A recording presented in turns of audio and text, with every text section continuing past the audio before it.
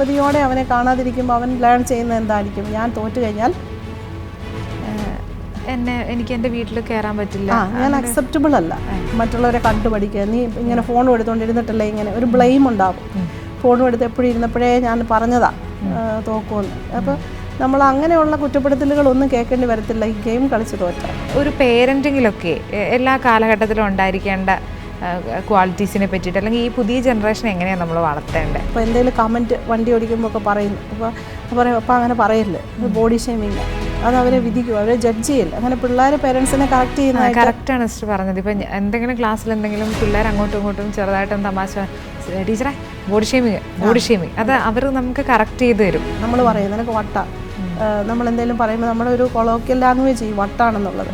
അപ്പോൾ അല്ലെങ്കിൽ പൊട്ടാന്ന് വിളിക്കുക, അല്ലെങ്കിൽ നമ്മൾ അങ്ങനെയൊക്കെ ഉള്ളത് ഒരു കുട്ടിയെ വിളിക്കുമ്പോൾ, അല്ലെങ്കിൽ നമുക്ക് വട്ട ഉളംപാറയെ കൊണ്ടുപോയി വിടും, ഇങ്ങനെയൊക്കെയുള്ളത് നമ്മൾ പറയുമ്പോൾ നമ്മൾ സ്റ്റിഗ്മറ്റൈസ് ചെയ്യുന്നുണ്ട്. ഞാനത് കളിച്ച് ജയിച്ചു കഴിഞ്ഞാൽ നമുക്കറിയാം നമ്മളത് വിൻ ചെയ്യുമ്പോൾ എന്തൊക്കെയാണ് അതിലേക്ക് വരുന്നത്. യു വൺ വലിയൊരു മെസ്സേജാണ്, വലിയ ബലൂണൊക്കെ പറപ്പിച്ച് അല്ലെ ഗ്ലിറ്റേഴ്സൊക്കെ ഇട്ട് അല്ലേ, ഭയങ്കര ഒരു സംഭവമാക്കും. അത് കണ്ണിനും വളരെ കൗതുകകരമാണ്, നമുക്ക് തന്നെ കാണുമ്പോൾ ഒരു എക്സൈറ്റ്മെൻറ്റ്. നമ്മുടെ ഇമോഷൻസ് എപ്പോഴും പോസിറ്റീവ് ആക്കുന്നുണ്ട് game.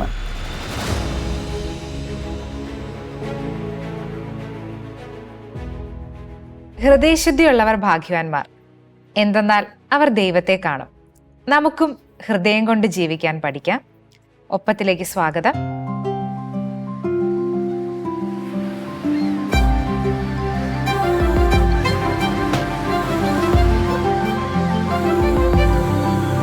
Grace sister, welcome. Sister, നമ്മളിപ്പം ജനറേഷനുകളെ പറ്റിയിട്ട് ഏറ്റവും കൂടുതൽ സംസാരിച്ചുകൊണ്ടിരിക്കുന്ന ഒരു കാലഘട്ടമാണ്. പ്രത്യേകിച്ച് അവരെ നമ്മൾ കാറ്റഗറൈസ് ചെയ്യുന്നു. ഇപ്പൊ ജെൻഎക്സ്, മിലനിയേഴ്സ്, അല്ലെങ്കിൽ ജെൻസി, ആൽഫ, അങ്ങനെയൊക്കെ നമ്മൾ ജനറേഷനെ കാറ്റഗറൈസ് ചെയ്ത് അതിനെ പറ്റിയിട്ടൊക്കെ സംസാരിച്ചുകൊണ്ടിരിക്കുകയാണ്. അപ്പൊ ഇതിനകത്ത് എനിക്ക് തോന്നിയിട്ടുള്ളത് ഒരു മെയിൻ ഫാക്ടർ ആയിട്ട് വന്നിട്ടുള്ളത് ഫോണാണ്. എല്ലാ ജനറേഷനും ഇന്ന് നന്നായിട്ട് ഫോൺ ഉപയോഗിക്കും. ഇപ്പം ഒരു 60 വയസ്സുള്ള അപ്പാപ്പനാണെങ്കിലും നമ്മളൊരു ഫോൺ വാങ്ങിച്ചു കൊടുത്തു കഴിഞ്ഞിട്ടുണ്ടെങ്കിൽ അതൊക്കെ പഠിച്ച് ആൾ അതിൽ ഇൻട്രസ്റ്റഡ് ആയിട്ട് ഉപയോഗിക്കുന്നത് കാണാം. അപ്പൊ ഈ ഫോൺ ഈ എല്ലാ ജനറേഷനും ഒരു മെയിൻ ഫാക്ടറാണ്. ഈ ഫോൺ ഫാക്ടർ ആവുന്നതിനോടൊപ്പം തന്നെ ഈ ഫോണിനെ ബേസ് ചെയ്തിട്ടുള്ള ഒരു കമ്പാരിസൺ നടക്കുന്നുണ്ട്. ഇപ്പൊ ഒരു മുതിർന്ന ജനറേഷൻ ആണെങ്കിൽ കുട്ടികളെ വല്ലാതെ അതിന്റെ പേരിൽ വഴക്ക് പറയും, കുട്ടികൾ ഫോണിന് അഡിക്റ്റഡ് ആണെന്ന് പറഞ്ഞുകൊണ്ടിരിക്കുന്നു. അപ്പൊ ഈ ജനറേഷൻ ബേസ് ചെയ്തിട്ടുള്ള ഒരു കാറ്റഗറൈസേഷൻ അല്ലെങ്കിൽ അതിന്റെ പേരിലുണ്ടാകുന്ന ഒരു വഴക്ക്, വിമർശനം, അതിനെയൊക്കെ സിസ്റ്റർ എങ്ങനെയാണ് നോക്കിക്കാണുന്നത്? ഇപ്പൊ ജെൻ എക്സ് എന്ന് പറയുന്നത് ഒരു 45 തൊട്ട് 61 വയസ്സ് വരെയുള്ള ഏജിലുള്ളവരാണ്. അവര് സ്മാർട്ട് ഫോൺസ് അത്ര കോമൺ ആയിട്ടുള്ള കാലഘട്ടത്തിന് മുമ്പ് ജനിച്ചു വളർന്നവരാ. അത് കഴിഞ്ഞ് ഇത് ഉപയോഗിക്കാനായിട്ട് സാധ്യത കിട്ടിയവരുവാ. അപ്പോൾ അവർക്ക് അതിന്റെ ഒരു എക്സൈറ്റ്മെന്റിൽ അവർ ആ ഫോണിനെ കാണുന്നവരാ.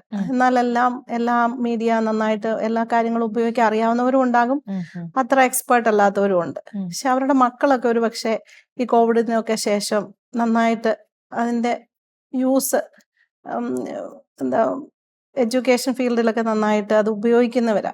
പക്ഷെ പേരൻസിനെ സംബന്ധിച്ചിടത്തോളം അത് ഭയങ്കര എക്സൈറ്റ്മെന്റ്. ആ ഒരു ജെൻ എക്സിന് 61 വയസ്സ് വരെ ഇപ്പം നമുക്ക് മനസ്സിലാക്കാൻ പറ്റും, 45 തൊട്ട് 61 വയസ്സ് വരെ ഉള്ളവർക്ക് അത് ഒരു എക്സൈറ്റ്മെന്റ് ഉണ്ടാക്കുന്നതാണ്. അവർക്കത് കിട്ടിക്കഴിഞ്ഞപ്പോൾ ഒരുപക്ഷെ അവരും അത് ഓവർ യൂസ് ചെയ്യുന്നുണ്ടാവാം. അതൊരു എസ്കേപ്പിസമായിട്ട് എടുത്ത ആ പ്രായത്തിലുള്ളവരിലും ഉണ്ടാകാം. ഇപ്പം നമുക്ക് പറയാൻ പറ്റില്ല. ആൽഫ ജനറേഷൻ, ഇപ്പോൾ ഉള്ള ഏറ്റവും ന്യൂ ജനറേഷൻ ആൽഫ എന്നാണ് അവരുടെ പറയുന്നത്, അല്ലെങ്കിൽ ജെൻസി, അവരൊക്കെ ഈ സ്മാർട്ട് ഫോൺ അല്ലെ ആൽഫ ആർട്ടിഫിഷ്യൽ ഇന്റലിജൻസിന്റെ കാലത്തുള്ളവരാ. അവർക്ക് പക്ഷെ അത്രയും അത് എക്സൈറ്റ്മെന്റ് ആയിരിക്കുമല്ലോ കൊടുക്കുക. ഒരു പക്ഷെ അത്രമാത്രം എക്സൈറ്റഡ് ആയിട്ട് ഉപയോഗിക്കുമല്ലായിരിക്കും ചെയ്യുന്നത്. അപ്പോൾ പക്ഷെങ്കിൽ നമ്മൾ പറഞ്ഞ ആദ്യത്തെ മിലനിയൽസും ഫോണിന്റെ ഫേസ്ബുക്ക് അല്ലെങ്കിൽ ഇൻസ്റ്റയൊക്കെ ഇപ്പം എനിക്ക് തോന്നുന്നു ലിനറ്റിന്റെ ഒരു ജനറേഷൻ ആയിരിക്കാം അല്ലേ, ഏതാ മിലനിയൽസ്. ഇപ്പൊ നിങ്ങളുടെ കാലഘട്ടത്തിലുള്ളതാ ഫേസ്ബുക്ക്, ഇൻസ്റ്റഗ്രാം. ഇപ്പൊ നിങ്ങൾ അതിൽ കിട്ടുന്ന കമന്റ്സ്, ലൈക്ക് ഒക്കെ നിങ്ങൾക്ക് ഒത്തിരി സന്തോഷം തരുന്നുണ്ട്, നിങ്ങൾ അംഗീകരിക്കപ്പെടുന്നുണ്ട്. അപ്പൊ ആ ഒരു മേഖലയിൽ നിങ്ങൾ വളർന്നവരാണ് ആ ഏജിലുള്ളവര്. പക്ഷെങ്കിൽ ഓരോ ജനറേഷനിലും ഉള്ളവര് അതിന്റെ ബെനിഫിറ്റ് എടുത്തിട്ടുണ്ട്. ചിലരത് ഓവർ യൂസിലേക്ക് പോയിട്ടുണ്ട്. അങ്ങനെ ഉണ്ട്. അപ്പൊ നമുക്ക് ഒരു ജനറേഷന് മറ്റൊരു ജനറേഷനെ എങ്ങനെ കുറ്റപ്പെടുത്താൻ പറ്റുന്നതെന്നുള്ളത് അറിയത്തില്ല. ഇന്നിപ്പം ഒരു ആൽഫ ജനറേഷൻ അല്ലെങ്കിൽ അവരെല്ലാ കാര്യങ്ങളും പഠിച്ചെടുക്കുന്നത് ഒരു ലൈബ്രറി നമ്മുടെ ഫോണിൽ തന്നെ നമുക്ക് പല രീതിയിൽ എവറൻറ്റ് ഇപ്പോൾ അതിലൂടെ ഇഷ്ടംപോലെ ബുക്സ് വായിക്കാൻ പറ്റും. അങ്ങനെയുള്ള ഒത്തിരി പ്ലാറ്റ്ഫോംസ് ഉണ്ട് നമുക്ക് വായിക്കാൻ തന്നെ. നമുക്കൊരു എന്താ പറയണ്ട, ഒരു ലൈബ്രറി പോയി ഒരു ബുക്ക് എടുത്തോണ്ട് ഒന്ന് വായിക്കണ്ട.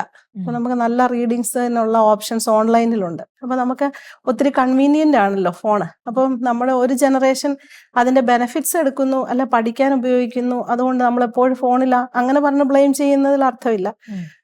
അതേപോലെ എക്സൈറ്റ്മെന്റ് കുറച്ച് നാള് നമ്മൾ ഈ ഫോണൊന്നും കാണാതെ ഉപയോഗിക്കുന്ന ആ ഒരു ജെൻ എക്സിന്റെ ജനറേഷൻ അവരും അഡിക്ഷനിലേക്ക് പോകുന്നവരുണ്ട്. ഇപ്പൊ നമ്മൾ ഉദാഹരണത്തിന് വാട്സപ്പിൽ അയക്കുന്ന ഒരു മെസ്സേജ്, നമ്മളൊരു ആശയം ഒരാൾ സെൻഡ് ചെയ്തു. ആ ആശയം സെൻഡ് ചെയ്തപ്പോൾ കിട്ടിയപ്പോൾ എനിക്കത് ഭയങ്കര എന്താ പറയുക, എന്നെ ടച്ച് ചെയ്തൊരു മെസ്സേജ് ആയിട്ട് എനിക്ക് തോന്നി. പക്ഷെ ഞാനത് അയച്ചു കൊടുക്കുന്ന 10 പേർക്ക് അത് ടച്ചിങ് ആയിട്ടോ ആവണമെന്നില്ല. എൻ്റെ ആ പ്രത്യേക സാഹചര്യത്തിൽ എനിക്കത് ടച്ചിങ് ആയിരിക്കുക. പക്ഷെ ഞാൻ ആ അയച്ചു കൊടുക്കുന്ന ഇൻഫർമേഷൻ്റെ വാലിഡിറ്റി അല്ലെങ്കിൽ ഒരു റിലയബിലിറ്റി അത് നമ്മൾ ഒരിക്കലും നോക്കാറില്ല. ഇപ്പം നമ്മളൊരു കാര്യം ഇൻ്റർനെറ്റിൽ കാണുമ്പോൾ അത് ഒരാശയം എടുത്തിട്ട് മറ്റുള്ളവർക്ക് അയച്ചു കൊടുക്കുമ്പോൾ നമ്മൾ പഠിക്കുമ്പോൾ നമ്മളോട് പറഞ്ഞു തരാറുണ്ട്, നമുക്കൊരു ഓർഡർ വേണം വെബ്സൈറ്റിന് ഒരു ഓർഡർ ഉണ്ടായിരിക്കണം, എഴുതിയ ഡേറ്റ് ഉണ്ടായിരിക്കണം. ഒരാശയം പറയുമ്പോൾ അത് എന്തിനെ ബേസ് ചെയ്തുള്ള ആശയമാണ്, ആരെങ്കിലും ഇതിനു മുമ്പ് പറഞ്ഞിട്ടുണ്ടോ, ആ ആശയത്തെ കൂട്ടിച്ചേർത്തുള്ളതൊക്കെ ആണെങ്കിലാണ് അതൊരു റിലയബിൾ ആയിട്ടുള്ള ഇൻഫർമേഷൻ ആയിട്ട് കണക്ക് കൂട്ടുന്നത്. റിലയബിൾ ആയിട്ടുള്ള അതിന് ഒരു ഒതന്റിസിറ്റി ഉണ്ടെന്ന് പറയാം. അപ്പൊ നമ്മൾ അങ്ങനെ അല്ലാത്ത ഒരു ഇൻഫർമേഷൻ എടുത്തിട്ട് സെൻഡ് ചെയ്യുമ്പോൾ അതിനൊരു അത് വിശ്വസനീയമല്ല. അങ്ങനെ വിശ്വസനീയമല്ലാത്ത പല കാര്യങ്ങളും നമ്മൾ മൊബൈലിൽ ആശയങ്ങളായിട്ട് കേൾക്കാറുണ്ട്, വായിക്കാറുണ്ട്. അപ്പൊ അങ്ങനെ ഉള്ളിടത്ത് നമ്മൾ ഉദാഹരണത്തിന് നമുക്ക് പതിരും കളയും തിരിച്ചറിയാൻ പറ്റും ഏതാണ് റിലയബിൾ ആയിട്ടുള്ള ഇൻഫർമേഷൻ, അല്ലെങ്കിൽ ഒരു ന്യൂസ് ഫേക്ക് ആണോ, അതോ അത് ട്രസ്റ്റ് വർത്തി ആണോ, വിശ്വസനീയമാണോ എന്നൊക്കെ നമുക്ക് ഒരുപക്ഷെ അതിപ്പോ ഇപ്പോഴത്തെ ജനറേഷൻ ചിലപ്പോൾ അത് ഒരുപക്ഷെ മനസ്സിലാക്കാൻ പറ്റും. അല്ല AI ജനറേറ്റഡ് ഇമേജ് ആണോ, അല്ല അതിപ്പോ ചിലപ്പോൾ മില്ലനിയൽസിനേക്കാളും ജെൻ എക്സിന് അത്ര അറിയാൻ പറ്റത്തില്ലായിരിക്കും. അപ്പം ഓരോ ജനറേഷനും അതിൻ്റെതായിട്ടുള്ള ബെനിഫിറ്റ്സും അറിവുകളും വ്യത്യസ്തമായ രീതിയിലാണ് വന്നിരിക്കുന്നത്. അപ്പോൾ ആർക്കും ആരെയും ഇവര് മോശമാണ്, അല്ലെങ്കിൽ ഇന്ന ജനറേഷൻ ഇതാണ്, അല്ലെങ്കിൽ ഇവര് ടൂ മച്ച് ഫോൺ ഉപയോഗിക്കുന്നു എന്നൊക്കെ പറയുന്നത് നമ്മുടെ അറിവില്ലായ്മ കൊണ്ടും ആകാം. നമ്മൾ അഡിക്ഷനെ കുറിച്ച് പറഞ്ഞു, പക്ഷെ ഇതിലെല്ലാം അഡിക്ഷനും ഉണ്ടാകാം. വേണ്ടാത്ത ഇൻഫർമേഷൻ നമ്മൾ കളക്ട് ചെയ്ത് നമ്മുടെ ഉള്ളിലേക്ക് തലച്ചോറിലേക്ക് എടുക്കുമ്പോൾ ഉണ്ടാകുന്ന ആപത്തുകളുണ്ടാവാം. ഇതിലേതാണ് ഫേക്ക്, ഏതാണ് റിലയബിൾ ആയിട്ടുള്ളതെന്ന് മനസ്സിലാക്കാൻ പറ്റുന്ന ഒരു പ്രൂഡൻസും ഇന്നത്തെ കാലഘട്ടത്തിൽ വേണ്ട. ഇത് പറഞ്ഞപ്പോൾ തോന്നിയതൊന്ന് ഷെയർ ചെയ്തതാണ്. സിസ്റ്റർ, ഇപ്പം നമ്മള് ഈ ജനറേഷൻ ഗ്യാപ്പിന്റെ കാര്യം പറഞ്ഞപ്പോൾ തന്നെ പേരന്റിങ്ങില്, അതായത് ഇപ്പം ഞാൻ ജനിച്ച ഒരു സാഹചര്യത്തിലായിരിക്കില്ല എൻ്റെ ഒരു കുട്ടി ജനിക്കുന്നത്. പക്ഷെ നമ്മൾ അവരെ ട്രീറ്റ് ചെയ്യുന്നത് നമ്മുടെ അതേ സാഹചര്യത്തിൽ വളരുന്ന ഒരു കുട്ടിയായിട്ട്. ഞാനിപ്പോൾ 5 കിലോമീറ്റർ നടന്നാണ് സ്കൂളിൽ പോയത്, നിനക്കൊക്കെ അത്ര നടക്കാൻ പറ്റുമോ, അങ്ങനെയായിരിക്കും നമ്മൾ നമ്മുടെ കുട്ടികളോട് ചോദിക്കുക. പക്ഷെ ആ കുട്ടി എൻ്റെ ഡിഫറെൻ്റ് ആയിട്ടുള്ള വേറൊരു സാഹചര്യത്തിൽ കുറച്ചും കൂടെ അപ്ഡേറ്റഡ് ആയിട്ടുള്ള ഒരു ലോകത്താണ് ജനിക്കുന്നത്. പക്ഷെ എപ്പോഴും നമ്മൾ ഈ കുറ്റപ്പെടുത്തലുകളും പഴിപറിച്ചിലുകളും നടത്തുന്നത് ഈ പുതിയ വരുന്ന തലമുറയോട് അല്ലെങ്കിൽ ജനറേഷനോടാണ്. അപ്പൊ സിസ്റ്റർ, ഒരു പേരന്റിങ്ങിലൊക്കെ എല്ലാ കാലഘട്ടത്തിലും ഉണ്ടായിരിക്കേണ്ട ക്വാളിറ്റീസിനെ പറ്റിയിട്ട്, അല്ലെങ്കിൽ ഈ പുതിയ ജനറേഷൻ എങ്ങനെയാണ് നമ്മൾ വളർത്തേണ്ടത്, ഒന്ന് ഷെയർ ചെയ്യാം. തീർച്ചയായിട്ടും കമ്പാരിസൺ അതിൽ തന്നെ ഒരു ഹെൽത്തി ആയിട്ടുള്ള ഒരു നിലപാടല്ലല്ലോ. ഹെൽത്തി ആയിട്ടല്ല. നമുക്കാർക്കും ഒരാളും ഒരാളെ പോലെ ഇല്ലല്ലോ. ദൈവം എല്ലാവരെയും യുണീക്ക് ആയിട്ടല്ലേ ക്രിയേറ്റ് ചെയ്തേക്കുന്നത്. ഇപ്പോൾ ലിനറ്റിനെ പോലെ വേറൊരു ലിനറ്റ് ഇല്ല. ദൈവത്തിന്റെ സൃഷ്ടിയില് ലിനറ്റിന്റെ കഴിവുകള്, ലിനറ്റിന്റെ കുറവുകള്, ലിനറ്റ് എങ്ങനെ ആയിരിക്കുന്നോ ആ തമ്പുരാന്റെ ചായയോട് സാദൃശ്യത്തോടും കൂടി സൃഷ്ടിക്കപ്പെട്ട ആ വ്യക്തിയെ പോലെ വേറെ ആരുമില്ല. അപ്പൊ ആ ഒരു യുണീക്നെസ്സിനെ നമ്മൾ ബഹുമാനിക്കണം തീർച്ചയായിട്ടും. അപ്പൊ എന്നെ പോലെ തന്നെ ആകണമെന്ന് പറയാനും പറ്റില്ല. പക്ഷേ പലപ്പോഴും പേരൻസും ടീച്ചേഴ്സും അല്ലെങ്കിൽ മുതിർന്നവരൊക്കെ പറയാറുണ്ട്, ഞങ്ങളുടെ കാലഘട്ടത്തിൽ ഇങ്ങനെ ആയിരുന്നു, നിങ്ങളുടെ ഒന്നും കാലഘട്ടത്തിൽ ഇങ്ങനെയല്ല. പക്ഷെ നമ്മുടെ ഇപ്പോഴത്തെ കാലഘട്ടത്തിൽ ഒത്തിരി ടെക്നോളജി വളർന്നു, സാഹചര്യങ്ങൾ മാറി.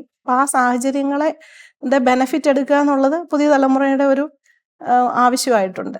ഇപ്പൊ പഴയ തലമുറയ്ക്ക് അത് കിട്ടിയിട്ടില്ല എന്നുള്ളതിന്റെ ഒരു കുറവ് അനുഭവപ്പെടുന്നുണ്ടാവും.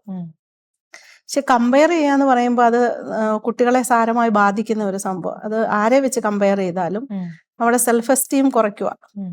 U are not good enough എന്നുള്ള ഒരു മെസ്സേജാണ് കുട്ടിക്ക് കിട്ടുന്നത്. നമ്മൾ പറഞ്ഞ പോലെ ഐഡന്റിറ്റി ബിലീഫ് ക്രിയേറ്റ് ചെയ്യപ്പെടുന്നത് തെറ്റായിട്ടായി പോകും, അല്ലെങ്കിൽ നെഗറ്റീവായിട്ടായി പോകും, അല്ലെങ്കിൽ എനിക്ക് അതുപോലെ ഒന്നും ചെയ്യാൻ പറ്റുന്നില്ലല്ലോ എന്നാണല്ലോ നമ്മളത് പറയുന്നതുകൊണ്ട് അർത്ഥമാക്കുന്നത്. ഇനിയും ഓരോ ജനറേഷനിലും ഇപ്പോൾ ജെൻ എക്സില് അല്ലെ മില്ലനിയൽസിലൊക്കെ ഉണ്ടായത് അവരുടെ കാലഘട്ടത്തിലും ഹെൽത്തി ആയിട്ടുള്ളതും അൺഹെൽത്തി ആയിട്ടുള്ള ബിഹേവിയേഴ്സ് ഉണ്ടായിരുന്നല്ലോ. ഉദാഹരണത്തിന് ജെൻ എക്സ് മില്ലനിയൽസിന്റെ ഒക്കെ കാലഘട്ടം, നമ്മൾ ആ കാലഘട്ടത്തിലൊക്കെ ജനിച്ചപ്പോൾ ഇപ്പോൾ ലിനറ്റിന് അങ്ങനത്തെ എക്സ്പീരിയൻസ് ഉണ്ടായിട്ടുണ്ട്. ആരെങ്കിലും ടീസ് ചെയ്തിട്ടുണ്ടോ? കളിയാക്കിയിട്ടുണ്ട്. അത് എന്തിന്റെ പേരിലായിരിക്കാം കളിയാക്കുക? പ്രത്യേകിച്ച് ബോഡി ഷേമിംഗ് ആണ്. ബോഡിയുടെ പേരിൽ. ഇപ്പൊ വണ്ണമുള്ളവരെ നമ്മള് തടിയാന്ന് വിളിക്കും. നമുക്കൊരു ലജ്ജയില്ല, നമുക്ക് അങ്ങനെ വിളിക്കുന്നത് ഒരു തെറ്റാണെന്നൊന്നും നമുക്ക് തോന്നിയിട്ടില്ല. അല്ലെങ്കിൽ നല്ല കറുത്തിട്ടാണെങ്കിൽ കളറിന്റെ ബേസിൽ, വണ്ണത്തിന്റെ വെളിച്ചത്തില്, അല്ലെങ്കിൽ വീട്ടിലെ സാഹചര്യങ്ങളുടെ ഇപ്പൊ ആൾക്കൊള്ളായിട്ടുള്ള ഒരു അപ്പന്റെ മക്കളാണെങ്കിൽ അങ്ങനെ, ദാരിദ്ര്യത്തിന്റെ പേരിലാണ്, അങ്ങനെയൊക്കെ നമുക്ക് കളിയാക്കാനോ അല്ലെങ്കിൽ അങ്ങനെ മാറ്റി നിർത്താനോ സെഗ്രിഗേറ്റ് ചെയ്യാനോ ഒന്നും നമുക്ക് ആ തലമുറയിലുള്ളവർ അതൊരു വലിയ പ്രശ്നമല്ല. അതൊക്കെ അങ്ങനെയായിരുന്നു. പക്ഷെങ്കിൽ ഇപ്പോൾ ഉള്ള തലമുറയിൽ ആൽഫ അല്ലെങ്കിൽ ജെൻസി, അവർക്ക് അതൊരു ബോഡി ഷെയ്മിങ് ആണെന്ന് മനസ്സിലായിട്ടുണ്ട്. അതെങ്ങനെയായിരിക്കും മനസ്സിലായത്? അത് ഉറപ്പായിട്ടും ഈ മീഡിയയിലൂടെയൊക്കെ വന്ന കുറച്ച് കാര്യങ്ങളിലൂടെ തന്നെയായിരിക്കും. അവർക്ക് എഡ്യൂക്കേഷൻ അല്ലെങ്കിൽ ആ ഒരു ഇത്തിരി ബഹുമാനിക്കണം അങ്ങനെയൊക്കെയുള്ള കാര്യങ്ങൾ പിടികിട്ടിയിട്ടുണ്ട്. അപ്പോൾ അന്നത്തെ കാലഘട്ടം അതിപ്പോ ചില കുട്ടികൾ പറയാറുണ്ട് പേരൻസിനോട്, ഇപ്പൊ എന്തെങ്കിലും കമന്റ് വണ്ടി ഓടിക്കുമ്പോ ഒക്കെ പറയുന്നു, അപ്പൊ അങ്ങനെ പറയല്ലേ, അത് ബോഡി ഷേമിങ്, അത് അവരെ വിധിക്കും, അവരെ ജഡ്ജ് ചെയ്യില്ല. അങ്ങനെ പിള്ളേര് പേരൻസിനെ കറക്റ്റ് ചെയ്യുന്നതായിട്ട്. കറക്റ്റാണ് സിസ്റ്റർ പറഞ്ഞത്. ഇപ്പൊ എന്തെങ്കിലും ക്ലാസ്സിൽ എന്തെങ്കിലും പിള്ളേർ അങ്ങോട്ടും ഇങ്ങോട്ടും ചെറുതായിട്ടും തമാശ, ടീച്ചറെ ബോഡി ഷേമിങ് അത് അവർ നമുക്ക് കറക്റ്റ് ചെയ്ത് തരും. അതുപോലെ തന്നെ ഇപ്പം നമ്മുടെ ഭാഗത്ത് എന്തെങ്കിലും ആയിക്കണ്ടേ, നോക്ക് എന്നെ മെന്റലി ടീച്ചർ ടോർച്ചർ ചെയ്യുകയാണ്, അപ്പൊ അവർക്ക് ഭയങ്കര അവയർനെസ് ആണ്. തീർച്ചയായിട്ടും. ഇപ്പൊ നമ്മള് ഒരു കാര്യം പണ്ടൊക്കെ അക്സെപ്റ്റബിൾ ആയിരുന്നു ഫിസിക്കൽ പണിഷ്മെന്റ് സ്കൂളുകളിൽ, അടിക്കുന്നു അല്ലെങ്കിൽ ആ ശിക്ഷണം. അപ്പൊ അങ്ങനെ ഒരു ചോദ്യവും വരാറുണ്ട്. പണ്ടൊക്കെ അടിച്ച് വളർത്തിയത് കൊണ്ട് ഒന്നും പറ്റിയില്ല, ഇപ്പൊ ഇന്നത്തെ ജനറേഷനെ എന്തുകൊണ്ട് അടിക്കരുതെന്ന് പറയുന്നത്. പക്ഷെ നമുക്ക് ഈ ഒരു ഫിസിക്കൽ പണിഷ്മെന്റിനേക്കാളും നല്ല രീതിയിൽ കുട്ടികളെ ഹാൻഡിൽ ചെയ്യാൻ പറ്റുന്ന ഒരു മെത്തേഡ് കിട്ടിക്കഴിഞ്ഞാൽ പിന്നെ ആ പണിഷ്മെന്റ് വേണ്ടല്ലോ. ഇപ്പൊ നമുക്ക് ആ ലെവലിൽ വേദനിപ്പിക്കാതെ നമുക്ക് മനസ്സിലാക്കാൻ അറിയാമെങ്കിൽ, ഇപ്പൊ അത് പറഞ്ഞു കൊടുത്ത് മനസ്സിലാക്കാനുള്ള ഒരു ബുദ്ധിവൈഫ് ഈ കുഞ്ഞിനും ഉണ്ട്, നമുക്ക് പറയാനുള്ള ക്ഷമയുണ്ടെങ്കിൽ അതല്ലേ ഇത്തിരി സ്വീകാര്യമായിട്ടുള്ളത്. അപ്പൊ നമുക്ക് ആ പണിഷ്മെന്റിനേക്കാളും ഇത്തിരി ഹെൽത്തി ആയിട്ട് ഈ കുഞ്ഞിന് കിട്ടുന്ന ശിക്ഷണ രീതി എന്ന് പറയുന്നത് മനസ്സിലാക്കി കൊടുക്കുന്നതായിരിക്കും. അല്ലെങ്കിൽ ഒരു TV കാണാനായിട്ടുള്ള സമയം ഇന്ന് കുറയ്ക്കുക കുട്ടി ഒരു അനുസരണക്കേട് കാണിച്ചു, അപ്പൊ അതുകൊണ്ട് ഇന്ന് അല്ലെങ്കിൽ ഒരു സംഭവം ഒരു പ്ലഷർ ആയിട്ടുള്ള ഒരു കാര്യം ചെയ്യാൻ, അല്ലെ കളിക്കാൻ ഇന്ന് കളിക്കുന്ന സമയം 5 മിനിറ്റ് കുറച്ചു. അങ്ങനെയുള്ള പണിഷ്മെന്റ് ഈ അടി കൊടുക്കുന്നതിനേക്കാളും കിഴക്കുന്നതിനേക്കാളും ഒക്കെ ഇത്തിരി ഇഫക്റ്റീവായിട്ട് സ്റ്റഡീസ് ഒക്കെ പ്രൂവ് ചെയ്തിട്ടുള്ളത് കൊണ്ട് അങ്ങനെയുള്ളതൊക്കെ നമ്മൾ മനസ്സിലാക്കുമ്പോൾ അങ്ങനെയുള്ളതിലേക്ക് മാറുക. അപ്പം എല്ലാ തലമുറകളും അവർക്ക് ആർക്കും അവകാശപ്പെടാൻ പറ്റണമെന്നില്ല, ഞങ്ങളായിരുന്നു ഏറ്റവും നല്ലത്, ഞങ്ങളുടെ ആയിരുന്നു ബെസ്റ്റ്, അതുകൊണ്ട് നിങ്ങൾ ഞങ്ങളെ പോലെ ആകണമെന്ന് പറയുന്നതിൻ്റെ അകത്ത് ലോജിക്കില്ല. അതുപോലെ തന്നെ ഇപ്പൊ ഗെയിമുകൾ നമ്മുടെ കുട്ടികളിപ്പം എൻ്റെ അടുത്താണെങ്കിലും പേരൻസ് അവരുടെ കുട്ടികളെ പറ്റി കംപ്ലൈന്റ് ആയിട്ട് വരുന്നത് ഭയങ്കര ഗെയിമിന് അഡിക്റ്റ് ആണ് കുട്ടികൾ എന്നുള്ളതാണ്. കളികളെക്കാളൊക്കെ കൂടി ഗെയിമിങ്ങിലേക്ക് കുട്ടികൾ ഇന്ന് മാറിക്കൊണ്ടിരിക്കുകയാണ്. അതെ, അതിനെ ഒന്ന് സിസ്റ്റർ ഒബ്സർവ് ചെയ്യാറുണ്ടോ? തീർച്ചയായിട്ടും. നമ്മൾ പത്രത്തിലെ വാർത്തകൾ ഓരോന്നിനും അടിമകളായിട്ട് കുട്ടികൾ പബ്ജി, ഒത്തിരി നെയിംസ് ഉണ്ട്, എല്ലാ നെയിമും എനിക്ക് പറയാൻ അറിയത്തുകൂടിയില്ല. പക്ഷെ കുട്ടികൾ ഗെയിമിന് അഡിക്ഷൻ ആയിട്ട് ഉള്ള ഒത്തിരി കുട്ടികളെ കുറിച്ച് പേരൻസ് വളരെ കൺസേൺഡ് ആണ്, കൗൺസിലിങ്ങിന് കൊണ്ടുവരാറുണ്ട്. അപ്പൊ അതിനെക്കുറിച്ച് ചിന്തിക്കുമ്പോൾ എനിക്ക് മനസ്സിലാവുന്ന ഒരു കാര്യം, ഗെയിം എല്ലാവരും ഗെയിം കളിച്ചത് കൊണ്ട് അഡിക്ഷനിലേക്ക് പോകണമെന്നില്ല. പക്ഷെ നമ്മൾ മുമ്പ് സൂചിപ്പിച്ചതുപോലെ അത് നമ്മുടെ പഠനത്തെയും നമ്മുടെ ജീവിതത്തിന്റെ സാഹചര്യങ്ങളെയും നമ്മളുടെ ഉത്തരവാദിത്തങ്ങളെയും എല്ലാം ബാധിച്ച് അതിൽ നിന്ന് പിന്മാറാനായിട്ട് ബുദ്ധിമുട്ട് അനുഭവപ്പെടുന്നുണ്ട്. അത് ബിഹേവിയറൽ പ്രോബ്ലംസ് ഉണ്ടാക്കുന്നുണ്ട്, ഫ്രസ്ട്രേഷൻ, ഇറിറ്റേഷൻ, അഗ്രസീവായിട്ടുള്ള രീതിയിലേക്ക് പോകുന്നത് ഉപയോഗിക്കാൻ പറ്റിയില്ലെങ്കിൽ, അങ്ങനെയൊക്കെ ഉള്ളതാണല്ലോ അഡിക്ഷൻ എന്ന് നമ്മൾ പറഞ്ഞത്. അപ്പം നമ്മൾ ഈ ഗെയിമുകളൊക്കെ ക്രിയേറ്റ് ചെയ്യപ്പെട്ടിരിക്കുന്നത് തന്നെ ഈ കുട്ടികളെ അങ്ങനെ ഫോക്കസ് ചെയ്താണല്ലോ. ഉദാഹരണത്തിന് BF സ്കിന്നറിന്റെ ഓപ്പറന്റ് കണ്ടീഷനിങ് എന്ന് പറഞ്ഞാൽ, ഞാനിത് കളിക്കുമ്പോൾ എനിക്ക് കിട്ടുന്ന ഒരു സന്തോഷം, നമ്മൾ പറഞ്ഞ പോലെ ആ ഡോപ്പമിൻ റിലീസ് ചെയ്യുന്നുണ്ട്, പിന്നെ എനിക്കൊരു റിവാർഡ് കിട്ടും. ഞാനത് കളിച്ച് ജയിച്ചു കഴിഞ്ഞാൽ നമുക്കറിയാം നമ്മളത് വിൻ ചെയ്യുമ്പോൾ എന്തൊക്കെയാ അതിലേക്ക് വരുന്നത്, യു വൺ, വലിയൊരു മെസ്സേജാ. വലിയ വലിയ ബലൂണൊക്കെ പറപ്പിച്ച് അല്ലെ ഗ്ലിറ്റേഴ്സ് ഒക്കെ ഇട്ട് അല്ലേ, ഭയങ്കരമായിട്ട് നമുക്ക് ഭയങ്കര ഒരു സംഭവമാക്കും. അത് കണ്ണിനും വളരെ കൗതുകരമാണ്, നമുക്ക് തന്നെ കാണുമ്പോൾ ഒരു എക്സൈറ്റ്മെന്റ്. നമ്മുടെ ഇമോഷൻസ് എപ്പോഴും പോസിറ്റീവ് ആക്കുന്നുണ്ട് ഗെയിമിൽ വിൻ ചെയ്താൽ. പിന്നെയും നമുക്കൊരു നല്ല നെയിം തരും, പ്രോ പ്ലെയർ, അല്ലെങ്കിൽ ഒരു ലെവല് കഴിഞ്ഞു, വൺ ലെവല് എന്താ സക്സസ്ഫുള്ളി പാസ് കഴിഞ്ഞ അടുത്ത ലെവലിലേക്ക് ഒരു മോട്ടിവേഷൻ തരുന്നുണ്ട്. അപ്പൊ നമുക്കൊരു മോട്ടിവേഷൻ തരുന്നുണ്ട്, നമ്മുടെ ഡോപ്പമിൻ നമുക്ക് സന്തോഷം തരുന്നുണ്ട്, റിവാർഡ് തരുന്നുണ്ട്, നമുക്ക് എക്സൈറ്റ്മെന്റ് തരുന്നുണ്ട്, നമുക്ക് മെസ്സേജസ് കാണുവാ നമ്മുടെ യു വൺ, നീ നന്നായിട്ട് ചെയ്തു, ഒരു അഭിനന്ദനം തരുന്നുണ്ട്. അപ്പം ഈ ഗെയിം എല്ലാം ഓറിയന്റ് ചെയ്തിരിക്കുന്നത് അങ്ങനെ അവന്റെ മനസ്സിനെ കീഴ്പ്പെടുത്താൻ വേണ്ടിയിട്ട് തന്നെ ഓറിയന്റ് ചെയ്തിരിക്കുന്നത്. അപ്പോൾ എൻ്റെ ഒരു ചോദ്യം ഞാൻ ലിനറ്റിനോട് ചോദിക്കുക, ഇപ്പൊ നമ്മുടെ വീടുകളില് അപ്പന്റെയും അമ്മയുടെയും പ്രോത്സാഹനം, അംഗീകാരം, റെസ്പെക്ട്, വാലിഡേഷൻ ഒക്കെ കിട്ടാത്തൊരു കുട്ടി, ഉദാഹരണത്തിന് അവന്റെ ബാക്കി ആവശ്യങ്ങളെല്ലാം നിർവഹിക്കപ്പെടുന്നുണ്ട്, അവന്റെ വൈകാരിക ആവശ്യങ്ങളൊന്നും നമ്മൾ വളരെ അന്വേഷിക്കുന്നില്ല. ആ കാര്യത്തില് ഇപ്പൊ 45 മാർക്ക് വാങ്ങിച്ചാലും കുട്ടിയോട് നമ്മൾ ബാക്കി 5 എന്ത് ചെയ്യുന്നു ചോദിക്കുന്നു, അല്ലെ കമ്പയർ ചെയ്യുന്നു, അവനെ കണ്ടുപിടിക്കുക, ഇവരെ കണ്ടുപിടിക്കുക, ഞങ്ങളുടെ കാലത്ത് ഇങ്ങനെ ആയിരുന്നു, ഇങ്ങനെയൊക്കെ നമ്മൾ പറയുന്നു. പക്ഷെ അവൻ കടന്നു പോകുന്ന അല്ലെ അവന്റെ വൈകാരികമായ മേഖലകളിലേക്ക് നമ്മൾ വളരെ അധികം ഒന്നും പോകുന്നില്ല. അങ്ങനെയുള്ള ഒരു കുട്ടിക്ക് പ്രോത്സാഹനം കൊടുക്കുന്നില്ല, സ്നേഹം പ്രകടിപ്പിക്കുന്നില്ല, എക്സ്പ്രസ് ചെയ്യുന്നില്ലാത്ത ഒരു കുട്ടി ഗെയിം കളിക്കുമ്പോൾ ഇങ്ങനെ കിട്ടുമ്പോൾ അവന് വേണ്ട വാലിഡേഷൻ, അവന് വേണ്ട മോട്ടിവേഷൻ, അവന് വേണ്ട അംഗീകാരം എല്ലാം അവിടെ കിട്ടുമ്പോൾ അവന് വീണ്ടും ചെയ്യാൻ തോന്നുന്നത് ഈ ഗെയിം കളിക്കാനായിരിക്കും. ഉറപ്പാണ്. അതുപോലെ അപ്പനും അമ്മയും തമ്മിൽ ബുദ്ധിമുട്ടുള്ള ഒരു കോൺഫ്ലിക്റ്റ് ഉള്ള ഒരു കുടുംബത്തിലെ കുട്ടിക്ക്, അല്ല അപ്പൻ വിദേശത്താണ്, അമ്മ വിദേശത്താണ്, അല്ലെങ്കിൽ ആ വൈകാരികമായ ആവശ്യങ്ങളൊന്നും ഫുൾഫിൽ ചെയ്യപ്പെടാത്ത, അല്ലെങ്കിൽ അതൊന്നും മനസ്സിലാക്കപ്പെടാത്ത ഒരു കുട്ടി, ഇമോഷണൽ നെഗ്ലക്റ്റ് അനുഭവിക്കുന്ന ഒരു കുട്ടിക്ക് ഈ ഗെയിം കളിക്കുമ്പോൾ കിട്ടുന്ന എന്തൊക്കെയാ, ഗെയിം അങ്ങനെ ഓറിയന്റ് ചെയ്തപ്പെട്ടേക്കുന്നത് എന്തൊക്കെയായിരിക്കും? ഈ പറഞ്ഞതുപോലെ തന്നെ ഒരു ആരൊക്കെ അവന്റെ കൂടെ ഉണ്ട്, അവനെ അപ്രീസിയേഷൻ കിട്ടുന്നുണ്ട്, അവന് പ്രോത്സാഹനം കിട്ടുന്നുണ്ട്, മോട്ടിവേഷൻ കിട്ടുന്നുണ്ട്, റിവാർഡ് കിട്ടുക. അപ്പൊ അതൊരു ഇൻസ്റ്റന്റ് ഗ്രാറ്റിഫിക്കേഷൻ എന്ന് നമുക്ക് വേണേൽ പറയാം. ഇന്നത്തെ കാലഘട്ടത്തിലുള്ള ഇൻസ്റ്റന്റ് ആണല്ലോ, ഇൻസ്റ്റന്റ് കോഫി ഉണ്ട്, പെട്ടെന്ന് നമുക്ക് ഗ്രാറ്റിഫിക്കേഷൻ കിട്ടുന്ന കാര്യങ്ങൾ ചെയ്യാൻ വേണ്ടിയിട്ട് നമ്മൾ ഇഷ്ടപ്പെടുക. അതിന് ഏറ്റവും പറ്റിയൊരു സംഭവമാണല്ലോ സെൽഫോൺ, നമ്മുടെ കയ്യിലുണ്ട്. ഇനി നമുക്ക് അതിലേക്ക് പോയി കഴിയുമ്പോൾ നമുക്ക് അതിനൊരു വേറെ കോൺസിക്വൻസസ് ഒന്നുമില്ല. അപ്പോൾ ഈ പഠിച്ചാൽ എന്ത് കിട്ടും, പഠിച്ചാൽ നല്ല മാർക്ക് വാങ്ങിച്ചാൽ റിവാർഡാ കിട്ടുന്നത്, ഡോപ്പമിൻ ഉണ്ടാവും, നമുക്ക് അംഗീകാരം കിട്ടും. പക്ഷെ അതിന് ഹാർഡ് വർക്ക് ആവശ്യമാണ്, അല്ലെങ്കിൽ അതിന് നന്നായിട്ട് പഠിക്കണമെങ്കിൽ ഇരുന്ന് പഠിക്കണം, ക്ഷമ വേണം, പഠിക്കണം. പക്ഷെ അതിനേക്കാളും എളുപ്പം കിട്ടുന്ന ഇത്. അപ്പൊ ഈ ഗെയിമിനൊക്കെ അഡിക്ഷൻ അല്ലെ ഗെയിമിലേക്കൊക്കെ പോകുന്ന കുട്ടികൾക്ക് എന്തൊക്കെയോ മിസ് ചെയ്യുന്നില്ലേ എന്ന് നമ്മൾ ചിന്തിക്കണ്ടേ.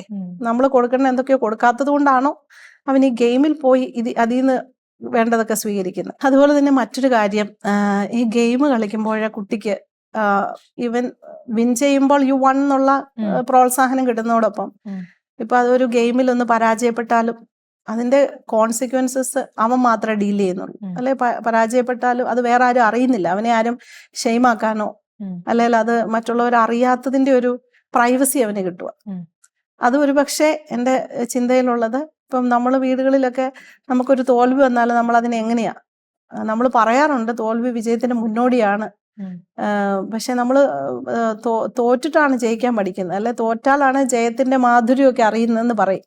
പക്ഷെ നമ്മൾ പലപ്പോഴും തോൽവികളെയൊക്കെ കാണുന്നതിന്റെ കാഴ്ചപ്പാട് ഇത്തിരി വ്യത്യാസം, എന്തോ എല്ലാം തീർന്നു, ഇനി അവിടെ നിന്നൊരു ഇതില്ല.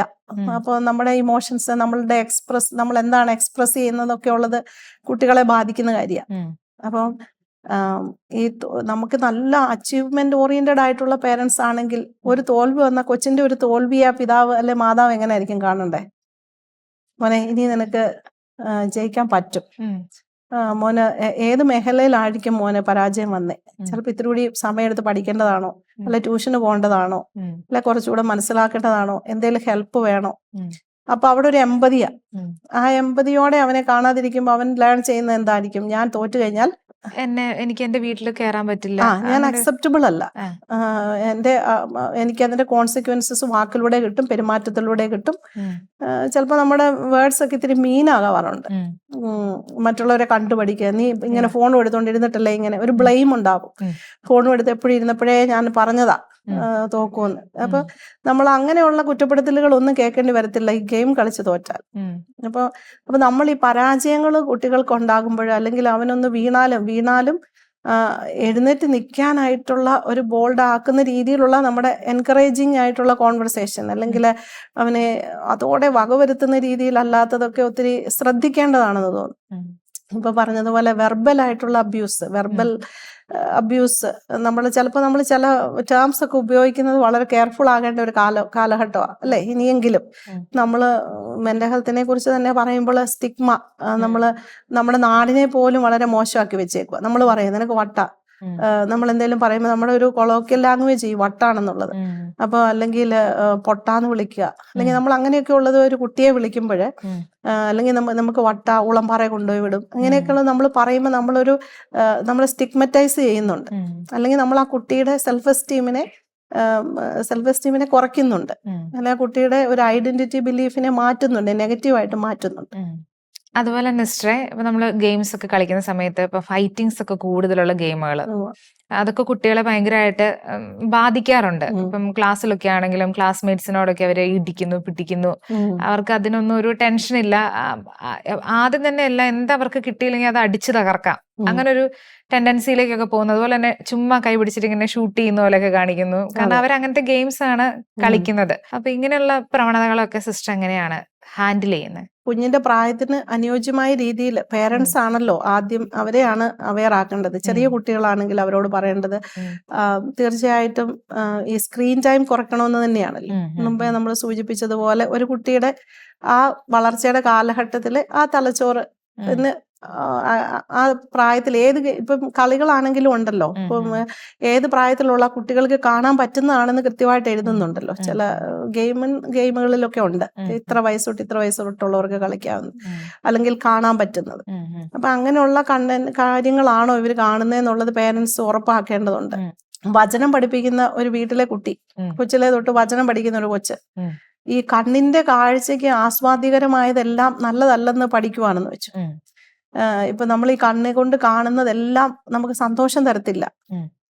അല്ലെങ്കിൽ ഇപ്പൊ നമ്മൾ ആദത്തിന്റെ ഹവ്വയുടെയും കാര്യം കൊച്ചിനെ പഠിപ്പിക്കുമ്പോൾ ഹവ്വ കണ്ണിന് ആസ്വാദ്യകരമായ പഴമായിരുന്നു അല്ലെ, നാവിന് രുചികരമായിരുന്നു, കണ്ണിന് ഭയങ്കര ആനന്ദകരമൊക്കെ കൗതുകകരമായിരുന്നു എന്നല്ലേ വചനം പറയുന്നത്. അപ്പൊ അങ്ങനെയുള്ളതെല്ലാം നമ്മളെ ദൈവത്തിലേക്ക് അടുപ്പിക്കത്തില്ല എന്നുള്ളത് ഒരു കുഞ്ഞിനെ പഠിപ്പിക്കും. നമ്മൾ കണ്ണിന് കാണുന്ന സൗന്ദര്യത്തിന് അപ്പുറം ഒരു സൗന്ദര്യം ഉണ്ടെന്നൊക്കെ നമ്മൾ പഠിപ്പിക്കാറുണ്ട്. അപ്പൊ അങ്ങനെ ഇപ്പൊ നമ്മൾ ഈ ഇതിൻ്റെ അകത്ത് കാണുന്നതെല്ലാം നമുക്ക് ഹെൽത്തി അല്ല. അതെങ്ങനെയാണ് നമ്മളെ ബാധിക്കുന്നത്? അതുകൊണ്ട് നമ്മൾ ഇത് ഇത്ര സമയം കാണാൻ പാടുള്ളൂ, അല്ലെ എല്ലാത്തിനും ഒരു ഡിസിപ്ലിന്, അല്ലെങ്കിൽ നമുക്ക് ഇൻസ്റ്റന്റ് ഗ്രാറ്റിഫിക്കേഷൻ എങ്ങനെ ഡിലേഡ് ആക്കാം. ഈ ഡിലേഡ് ഗ്രാറ്റിഫിക്കേഷൻ ആണല്ലോ നമ്മുടെ വർജന കൊണ്ട്, അല്ലെങ്കിൽ ഇപ്പം വേണമെന്ന് തോന്നുന്ന കാര്യം എനിക്ക് ഇപ്പം വേണ്ട, ഒരു ശകലം കഴിഞ്ഞു മതി, അതിലൊരു പുണ്യം ഉണ്ടെന്നൊക്കെ കുഞ്ഞു പ്രായത്തിലെ പഠിപ്പിക്കുക. അപ്പൊ നമ്മുടെ സഭ അത് പഠിപ്പിക്കുന്നുണ്ടല്ലോ.